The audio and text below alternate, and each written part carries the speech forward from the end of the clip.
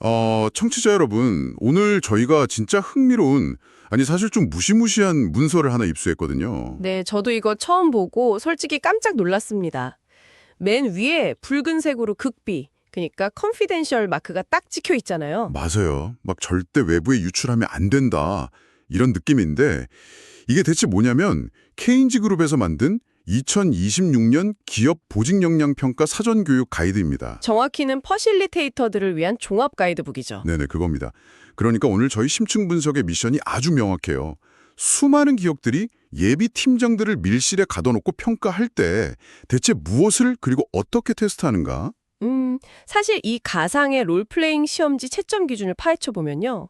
현대 비즈니스에서 요구하는 그 진짜 리더십의 실체가 그대로 드러나거든요. 커뮤니케이션이나 계획성 같은 거요? 맞습니다. 단순히 지루한 인사 매뉴얼이 아니에요. 뭐랄까, 아주 정교하게 설계된 심리 실험실 도면 같달까요? 심리 실험실이요? 와, 듣기만 해도 벌써 땀이 나는 것 같은데. 내 평가 대상자가 스스로 알아채지도 못하는 사이에 자신의 밑바닥 논리나 의사결정 습관을 전부 드러나도록 만들어져 있거든요. 진짜 무섭네요. 그럼 상황 브리핑부터 한번 해볼게요. 배경은 누리디지털산업재단이라는 가상의 기관이고요.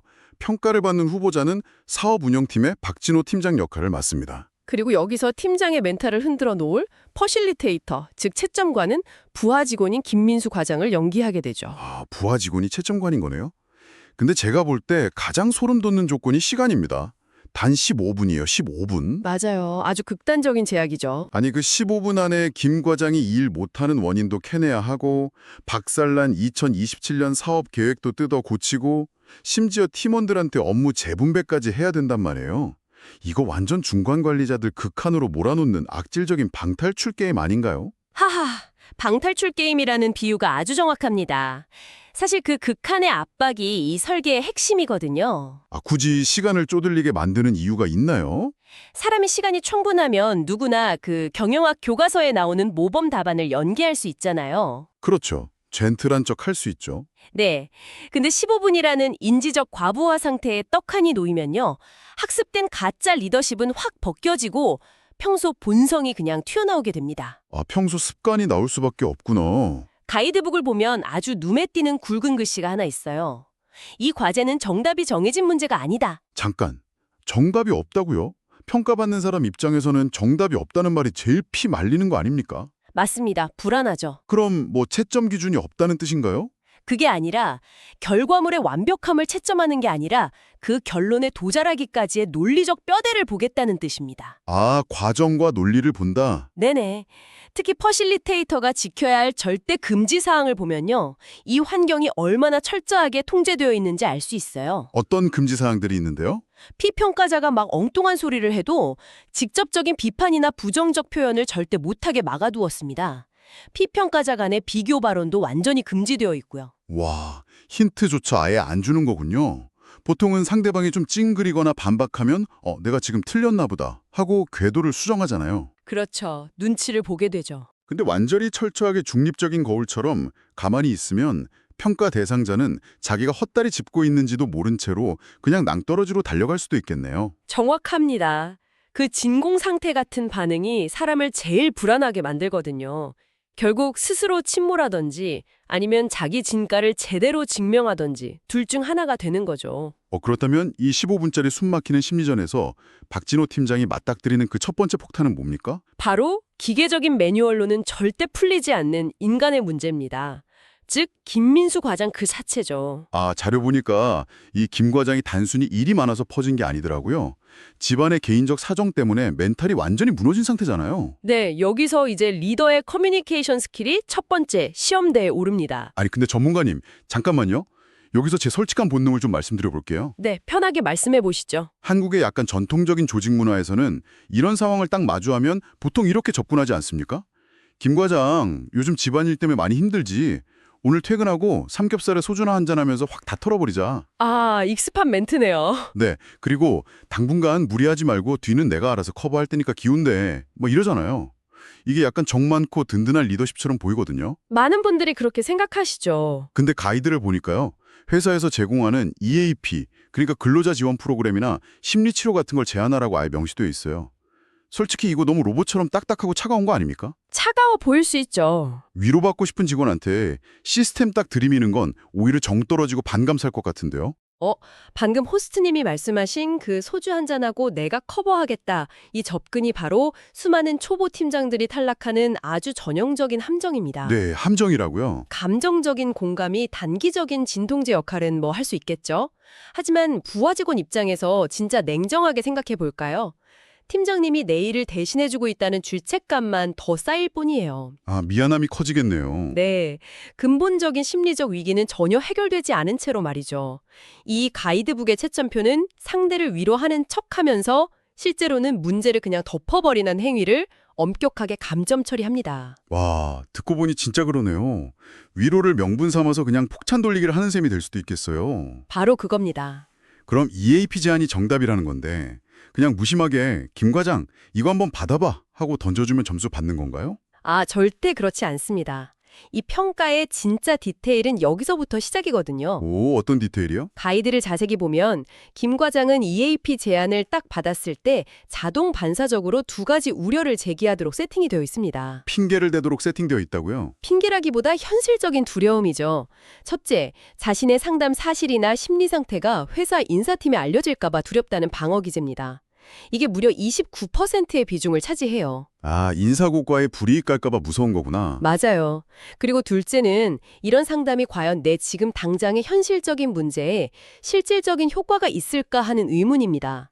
이게 23%고요. 아, 단순히 그냥 아예 부담스럽습니다 하고 피하는 게 아니라 거절하는 그 구체적인 기저 심리가 수치화돼 있군요. 네네. 만약에 팀장이 여기서 그냥 에이, 다 비밀 보장돼. 날 믿고 한 번만 받아봐. 이렇게 막연하게 설득하고 넘어가려 한다면 그것 역시 오답 처리됩니다. 그럼 어떻게 해야 합격점을 받나요? 합격을 하려면 주어진 참고 자료 속에 있는 데이터를 무기로 삼아야 합니다. 공감에도 팩트가 필요한 거죠. 공감의 팩트가 필요하다. 어떻게 말해야 되죠? 예를 들면 이런 식입니다. 김 과장님, 인사팀에 기록 남을까봐 걱정하시는 마음 충분히 이해합니다. 하지만 이 규정 자료를 보시죠. 대면 상담이 껄끄러우시면 비대면으로도 가능합니다. 게다가 본인 문제뿐만 아니라 가족 돌봄에 대한 지원도 아예 명시가 되어 있고요. 실제 이용했던 직원들 만족도가 4.5점으로 아주 검증된 프로그램입니다. 와, 대박이네요. 네, 이렇게 팩트를 가지고 상대의 방어 기제를 하나하나 해체시켜 줘야 하는 겁니다. 이거 진짜 중요한 포인트네요. 단순히 내 감정에 공감해달라 이 차원이 아니라 내가 지금 무엇을 두려워하고 있는지 그 구조적인 원인을 당신이 이해하고 구체적으로 해결해 줄 수 있느냐 이걸 묻는 거잖아요. 정확합니다. 공감에도 논리와 팩트가 필요하다는 거 진짜 와닿네요. 청취자 여러분 어떠신가요?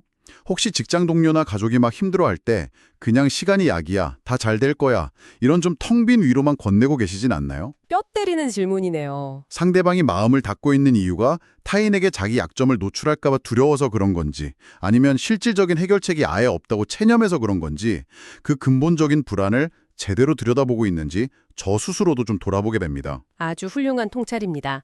상대의 두려움을 데이터로 진짜 해소해주는 것, 그것이 진짜 요구되는 커뮤니케이션 역량이죠. 네네. 하지만 이 악랄한 방탈출 게임은 여기서 멈추지 않습니다. 김 과장의 멘탈을 간신히 수습하고 나서 고개를 딱 돌려보면 이번엔 진짜 거대한 폭탄이 터지기 직전이거든요. 아, 본안 문제인가요? 네, 바로 이 부하 직원을 번아웃으로 몰아넣었던 근본 원인, 무너져 내리는 비즈니스 플랜입니다. 이제 두 번째 과제인 계획성 역량을 시험받을 차례가 된 거죠. 와, 산 넘어 산이네요. 이 비즈니스 위기 상황은 제가 문서를 보고 좀 빠르게 요약해 보겠습니다. 네, 정리해 주시죠. 결과 보고서에 나타난 이 누리디지털 산업재단의 현황 통계를 보면 거의 재난 영화 수준이에요.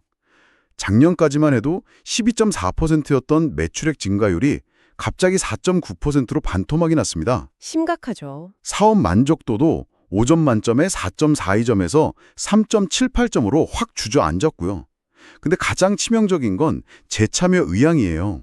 무려 88%에서 55%로 뚝 떨어졌습니다. 네, 완전 적신호입니다. 비유하자면 비행기 몰고 가는데 연료계고 고도계고 가릴 것 없이 계기판 전체에 새빨간 경고등이 번쩍번쩍하고 있는 상황이잖아요. 근데 제 머릿속에는 여기서 또 엄청 단순한 해결책이 떠오르거든요. 어떤 해결책이요? 아니 지표가 이렇게 무너지고 있으면 일단 예산을 더 끌어오고 인력을 쏟아부어서 당장 불부터 꺼야 하는 거 아닙니까?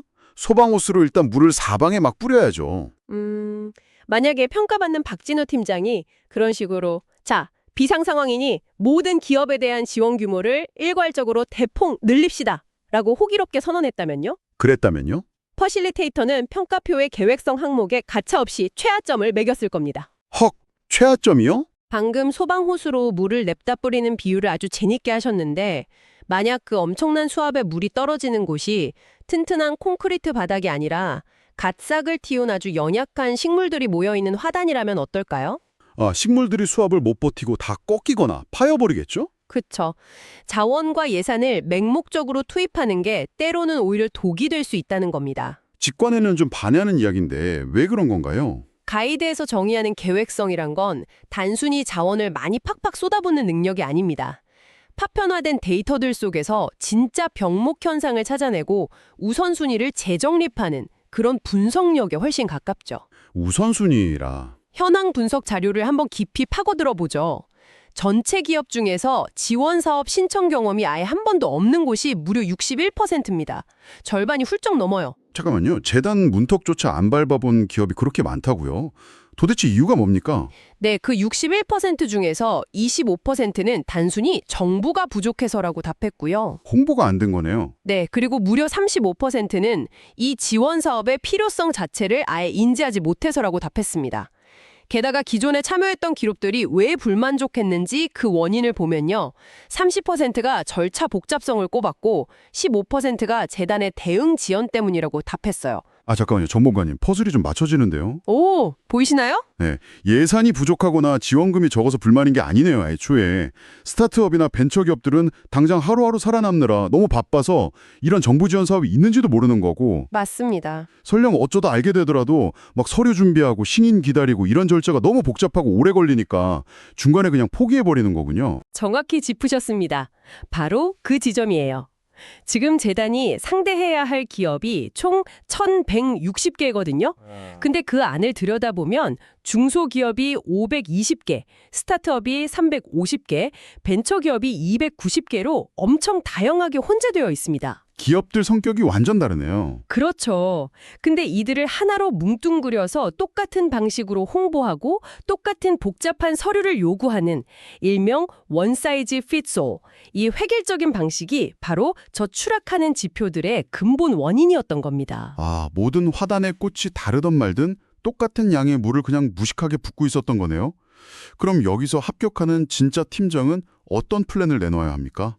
무작정 자원을 투입할 게 아니라 프로세스 구조를 재설계해야 합니다. 구조 재설계요? 네, 예를 들어서 하루하루 현금이 마르는 스타트업한테는 관공서 특유의 딱딱한 공문 쪼가리 대신에 대표님, 이 사업에 참여하시면 당장 다음 달 고정비를 이만큼이나 줄일 수 있습니다. 같은 철저한 효용 중심의 타겟팅 홍보를 제안해야죠.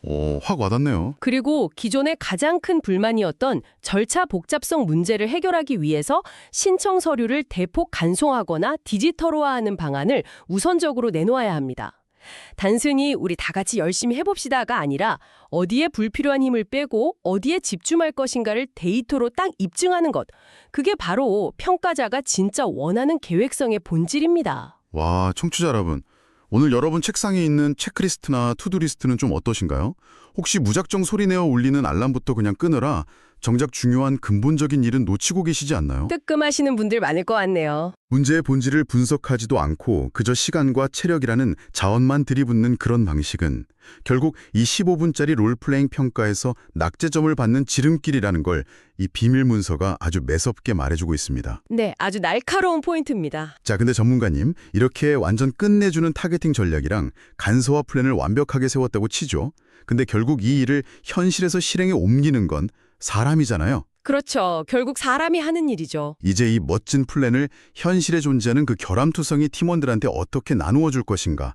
가장 악랄하고 골치 아픈 업무 배분이라는 인사 퍼즐이 시작되네요. 사실상 이 롤플레잉 평가의 진짜 하이라이트이자 수많은 예비 리더들이 스스로 자멸하는 마의 구간입니다. 하하, 자멸이요? 제가 제공된 4명의 팀원 인사카드를 쓱 보니까 진짜 한숨부터 나오더라고요. 청취자분들을 위해 제가 한 분씩 재미있게 소개를 좀 해볼게요. 네, 부탁드립니다. 첫 번째, 김하늘 대리. 이분은 업무 이해도 높고 기획력이랑 대외 업무 모두 뛰어난 검증된 팀의 에이스입니다. 문제는 뭐냐? 이미 본인 업무량이 한계치를 초과해서 당장 쓰러져도 이상하지 않은 과로 상태라는 거죠. 안타까운 에이스네요. 네, 그리고 두 번째, 박서연 주임. 아주 꼼꼼하고 체계적인 정리의 달인입니다. 하지만 인증제도 관련 업무 말고는 다른 파트를 아예 맡아본 적이 없는 제한된 경험의 소유자예요. 범용성이 좀 떨어지죠. 세 번째는 이준호 대리입니다. 아주 부침성 좋고 현장 커뮤니케이션 능력이 탁월해요. 기업 발굴에 딱 제격이죠. 근데 긴급 지원 업무를 병행하고 있어서 당장 언제 현장으로 불려나가서 자리를 비울지 불확실성이 큽니다. 관리하기 까다로운 유형입니다. 마지막 네 번째, 정은구 주임. 의욕은 펄펄 넘치지만 업무 절차를 진짜 하나부터 열까지 입에 다 떠먹여줘야 하는 완벽한 백지 상태의 신임입니다. 자, 이 네 명입니다. 네, 라인업이 화려하네요. 여러분이 박진호 팀장이라면 김 과장이 펑크낸 그 엄청나고 복잡다단한 업무를 이 네 사람 중 대체 누구한테 넘기시겠습니까? 사실 전문가님, 솔직히 제 뇌를 박스치는 가장 달콤한 유혹은 딱 이거 하나예요. 뭔지 알 것 같지만 들어보죠. 안전빵으로 가자. 어차피 지금 신입한테 설명해줄 시간도 없는데 그냥 제일 일 잘하고 척하면 척, 맑게 알아듣는 김하늘 대리한테 쌀 넘기자. 이겁니다. 하하, 리더들이 가장 흔하게 빠지는 아주 전형적인 심리적 함정이네요. 이른바 검증된 자산에 대한 과도한 의존이죠. 아니 제일 잘하니까 믿고 맡기는 거잖아요. 당잔의 편안함을 위해서 그렇게 김하늘 대리한테 핵심 업무를 몰아준다면요. 그건 부서 전체의 수명을 갉아먹는 치명적인 항해입니다. 가뜩이나 업무 과부하 상태인데 가장 뛰어난 인재가 못 버티고 결국 사표를 던지게 만드는 단일 장애점, 즉 싱글 포인트 오브 페일리어를 팀장 스스로 만들어버리는 셈이 되니까요. 아, 지금 터진 구멍 하나 막자고 집을 지탱하는 제일 튼튼한 기둥을 쑥 뽑아서 써버리는 격이네요. 기둥 무너지면 집 전체가 무너지는데. 아주 적절한 비유입니다. 그럼 이 불안전한 조각들을 도대체 어떻게 맞춰야 합니까? 어쨌든 일이 되게는 만들어야 하잖아요. 중요한 건 업무를 한 사람한테 통째로 툭 던져 넘기는 게 아니라는 겁니다. 업무의 성격을 잘게 분해해서 팀원을 각자의 강점과 매칭을 시켜야 해요. 성격을 분해해라. 네. 김 과장의 펑크낸 빈자리를 자세히 뜯어보면요. 그 안에는 단순하고 반복적인 행정 업무도 있고 대외적으로 밖으로 나가서 기업들을 할득해야 하는 커뮤니케이션 업무도 섞여 있을 겁니다. 네네, 그렇겠죠. 여기서 높은 점수를 받는 합격하는 리더는 이걸 이렇게 배분합니다. 체계성에 강한 박서연 주임에게는 고도의 기획력이 필요 없는 매뉴얼화된 운영 대행 파트를 떼어서 줍니다. 오, 꼼꼼하니까 잘하겠네요. 그렇죠. 그리고 사람 만나는 거 좋아하고 부침성이 좋은 이준호 대리에게는 밖으로 도는 기업 홍보와 발굴 전담 파트를 맡기고요. 그럼 제일 능력이 뛰어난데 이미 과부하에 걸린 우리의 에이스 김하늘 대리한테는 뭘 시킵니까? 김하늘 대리에게는 무거운 실무가 아니라 최종 사업 계획 보완에 대한 가벼운 리뷰와 자문 역할만 부여해서 체력을 안배해줘야 합니다. 와, 이거 진짜 예술이네요. 각자의 약점은 서로 교묘하게 보완하게 만들고 장점만 쏙쏙 뽑아서 완전히 새로운 톱니바퀴를 조립하는 거잖아요. 그렇죠. 그럼 신입인 정은구 주임은 당장 교육할 시간이 없으니까 아예 이번 긴급 배분에서는 배제하는 게 맞겠네요. 바로 그겁니다. 상황에 따른 선택과 집중이죠. 근데 이 역량평가에서 가장 높은 배점이 숨어있는 결정적인 마지막 장치가 하나 더 남았습니다. 헉, 아직도 안 끝났어요? 네, 퍼실리테이터가 여기서 아주 날카롭게 이렇게 치고 들어올 겁니다. 팀장님, 그렇게 업무를 각자 강점에 맞게 나누는 건 알겠는데요. 그럼 원래 박 주임이나 이 대리가 하던 기존 업무에 구멍이 생기면 그건 어떡하죠? 그리고 이 나눠준 업무가 제대로 굴러가고 있는지 대체 누가 확인합니까? 와, 진짜 피마했네요. 거기서 또 꼬리 질문이 훅 들어오나요? 솔직히 저는 업무 딱 멋지게 나눠줬으니까 이제부터 알아서들 잘해봐 하고 좀 멋지게 끝내고 싶은데요. 그 마인드가 바로 건강한 위임과 무책임한 방치를 구분짓는 잣대가 됩니다. 위임과 방치요. 네, 탁월한 리더는 공을 누구에게 던질지만 고민하지 않아요. 던져진 공이 혹시나 엉뚱한 곳으로 날아가지 않도록 그 궤적을 꼼꼼하게 관리하는 통제 장치까지 함께 설계해야 합니다. 통제 장치라면 구체적으로 어떤 걸 말하나요? 단순히 우리 다 같이 서로 도와서 잘해보자 이런 뜬구름 잡는 소리가 아니라요. 예를 들어 이준호 대리가 현장 지원을 나가서 자리를 비울 때는 사무실에 있는 박서연 주임이 전화를 땡겨받고 매주 목요일 오후 2시에는 15분 동안 짧게 스탠드업 미팅을 해서 병목 현상이 있는지 점검하겠다. 아, 완전 디테일하네요. 네, 이런 구체적인 후속 모니터링 계획을 제시해야만 비로소 계획성 역량의 평가가 완벽하게 완성되는 겁니다. 와, 소름이 쫙 돋네요. 리더십의 돈젤이라는 건 결국 일을 넘겨주는 그 순간 짠 하고 완성되는 게 아니라 위임 이후에 발생할 수 있는 온갖 변수들까지 미리 예상하고 안전망을 깔아두는 통찰력이 있다는 말씀이군요. 정확합니다. 이 15분짜리 숨막히는 방탈출 게임을 처음부터 끝까지 쭉 따라와 보니까요. 이 비밀스러운 평가 가이드가 오늘 우리한테 던지는 메시지가 너무나 묵직하게 다가옵니다. 훌륭한 리더, 진짜 실력 있는 관리자란 유창한 화술을 뽐내거나 무슨 경영학 정답을 달달 암기하고 있는 사람이 절대 아니네요. 맞습니다. 엑셀표와 지표라는 아주 차가운 데이터 속에서 조직이 서서히 병들어가는 맥락을 정확히 읽어내고 부하 직원이 차마 입 밖으로 꺼내지 못하는 숨겨진 두려움의 실체를 팩트로 해소시켜주며 네네. 각기 다른 결함을 가지고 있는 현실의 팀원들로 최적의 퍼즐을 맞춰내고 또 그 이후의 궤적까지 끝까지 책임지는 사람. 이 모든 복합적인 사고와 행동의 과정이 곧 현대 비즈니스에서 가혹하게 요구하는 진짜 리더십인 것입니다. 청취자 여러분, 오늘 우리는 누군가의 커리어를 결정짓는 아주 치명적이고 비밀스러운 채점표를 함께 훔쳐보았습니다. 자, 이제 이 채점표를 들고 여러분의 진짜 현실로 한번 돌아가 볼까요? 네, 한번 적용해 보시죠. 지금 여러분의 직장 혹은 여러분의 가정에서 여러분의 인내심과 문제 해결 능력을 매일같이 혹독하게 시험하고 있는 여러분만의 가상의 김민수 과정은 과연 누구입니까? 다들 누군가 한 명쯤은 떠오르실 겁니다. 여러분은 혹시 그 사람의 근본적인 두려움은 철저히 외면한 채 그저 시간이 다 해결해 줄 거야, 아니면 내가 다 도와줄게 라는 아주 쉽지만 부작용만 낳는 오답을 툭 던지고 있지는 않으신가요? 고장난 시스템을 고칠 생각은 안 하고 애꿎은 화단의 소방홀수로 막 물만 들이붓고 계시지는 않나요? 정말 뼈아픈 질문이네요. 우리가 평소 무심코 던지는 감정적인 위로나 맹목적인 자원 투입이 어쩌면 병을 더 키우는 완전히 잘못된 처방전일 수도 있다는 사실. 오늘 이 15분의 시뮬레이션이 여러분의 일상에 아주 날카로운 질문으로 남기를 바랍니다. 오늘의 심층 분석은 여기서 마치겠습니다. 전문가님, 오늘 좋은 말씀 감사합니다. 네, 저도 아주 즐거웠습니다. 다음번 심층 분석에서도 여러분의 낡은 관점을 완전히 뒤집어 놓을 아주 흥미로운 자료와 함께 돌아오겠습니다. 청취자 여러분, 기대해 주세요.